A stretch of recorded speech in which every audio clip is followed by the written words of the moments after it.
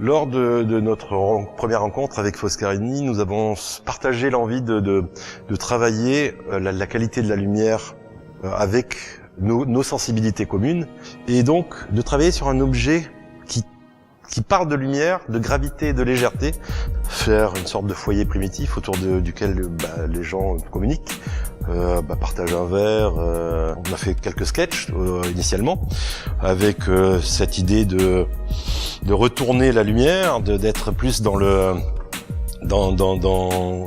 une éclipse qui maintient la lumière comprimée sur le sol et qui la laisse irradier naturellement de manière profonde sur l'environnement, sur le jardin.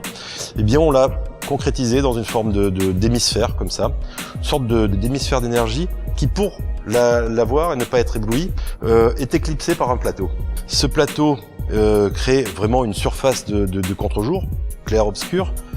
Ça réfléchit la lumière vers le sol. Cet effet lumineux là, de lumière compressée qui s'expanse à l'horizontale. Ici, on l'incline, crée un champ de lumière plus ample sur le côté, est composé de deux éléments. Une coque en rotomoulage étanche, en polypropylène, micro-texturé, et puis un plateau. Alors ici, nous voyons les prototypes finaux de la version d'intérieur.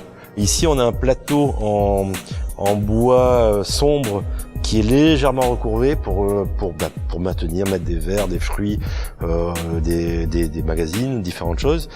Ou ici, un objet totalement pur, essentiel, blanc, avec le contre-jour secret quand on allume la lumière.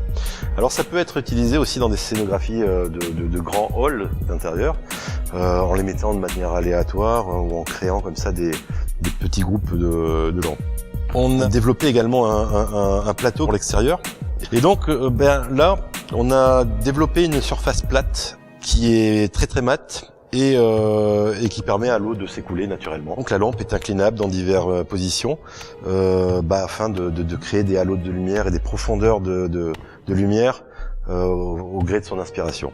Et lorsque il fait jour, l'objet est quelque chose qui se fond avec la nature. Et puis quand le crépuscule arrive, la lampe s'allume. Et là, ça donne toute la profondeur et ça révèle toute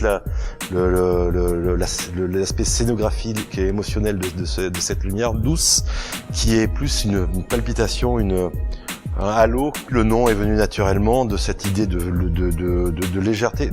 La lumière est immatérielle et en même temps, c'est le soleil qui émet la lumière, c'est le centre de notre système planétaire. Donc c'est une nouvelle typologie, cette lampe, et c'est ni du mobilier ni une lampe, c'est pas un in-between, c'est vraiment une nouvelle typologie, un foyer de lumière.